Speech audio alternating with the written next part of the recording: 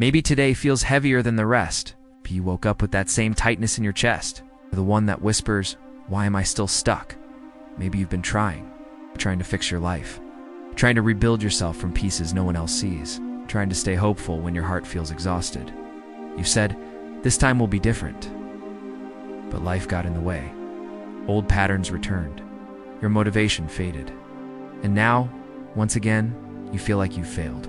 You don't talk about this part, the quiet embarrassment, the fear that maybe you've restarted too many times, that maybe even you no longer believe your own promises. Everyone else seems to be moving forward, achieving, progressing, becoming. Meanwhile, you feel like you're rewinding, starting from zero again and again. But listen, you're not broken, you are not late, you are not behind. You're simply human. Humans fall. Humans pause. Humans take longer than expected.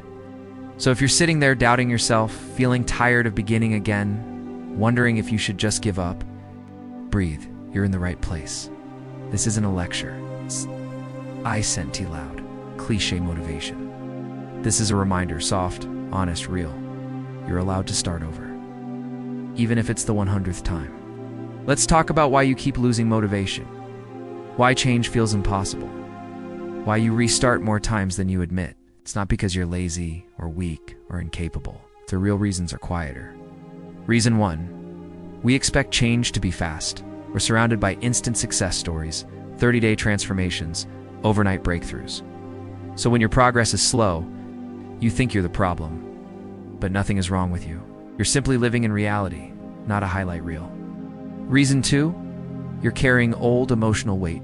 It's unresolved burnout, fear of failing again, habits built from survival, not laziness. You're not unmotivated, you're tired. Reason 3, you compare your timeline to people who never walked your path. Their pace was never meant to be yours. Reason 4, you believe that starting over means failing, but it doesn't. Starting over means something inside you still hopes. Reason 5, you forget that growth is messy, non-linear, full of setbacks and pauses. You didn't lose your potential. You just reached a moment where your heart needed time. And the fact that you're still here, still trying, means you haven't given up. So what now? How do you restart without collapsing again? You don't need a massive transformation. You don't need a perfect routine. You don't need to become someone new. You just need a different approach. First, you don't need a big restart. You need a small reset, not a new life. Just a new moment. Today, or even the next 10 minutes. Second, focus on identity, not outcomes. Not I need to lose weight, but I'm becoming someone who cares for my body. Not I need. Discipline, but I keep small promises to myself. Identity is stronger than motivation. Third, progress happens in actions, not moods. Do a 1% action on your worst days. 5-minute walk, 1 page, 1 small step. Momentum grows quietly. Fourth, you don't need to trust the whole journey, just the next step, one tiny step at a time. Fifth, give yourself permission to be imperfect. Missing a day shouldn't become missing a month. Failing once shouldn't become quitting. You're human, you're learning. You're allowed to move slowly. Starting over can feel like self-respect, not shame when you stop expecting perfection.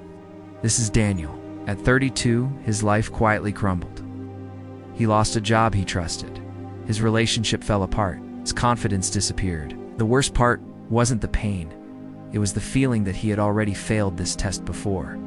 He felt foolish for needing another restart. So he withdrew, stopped answering messages, stopped setting goals, stopped believing in himself. Months passed. Then one night, he found an old notebook. On the first page, a sentence he wrote years ago: "You don't start over from zero. You start over from experience." For the first time in months, he cried. Not from weakness, but from release. The next morning, he didn't transform.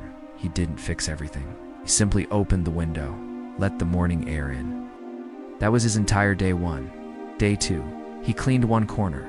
Day 3, 1 job application. Day 4, a short walk. Tiny steps, invisible to the world. Life-changing to him. Momentum returned, slowly. Setbacks still came. Doubt still whispered. But every time he slipped, he remembered, even if it's the 100th time, I'm allowed to start over. Months later, a call came. A job offer. Not out of pity, but because they saw potential he forgot he had. He He sat down, closed his eyes, and whispered, "I'm glad I didn't give up after the 99th restart." His life wasn't perfect, but he was rising not from strength, but from persistence. And persistence is what changes everything. And now, here you are, still watching, still listening, still trying. That alone is courage. You are not defined by the number of times you fell, only by the number of times you were willing to begin again. Your restarts don't erase your worth. They prove it. You are growing, learning, healing, building a future no one else can see yet. So tomorrow, don't force a transformation. Just take one step and then another. Because your breakthrough might not happen on the first try, or the 10th, or the 50th. But it might happen on the 101st, the one you almost gave up on. You're allowed to start over, even if it's the 100th time. Someday you'll be grateful you did.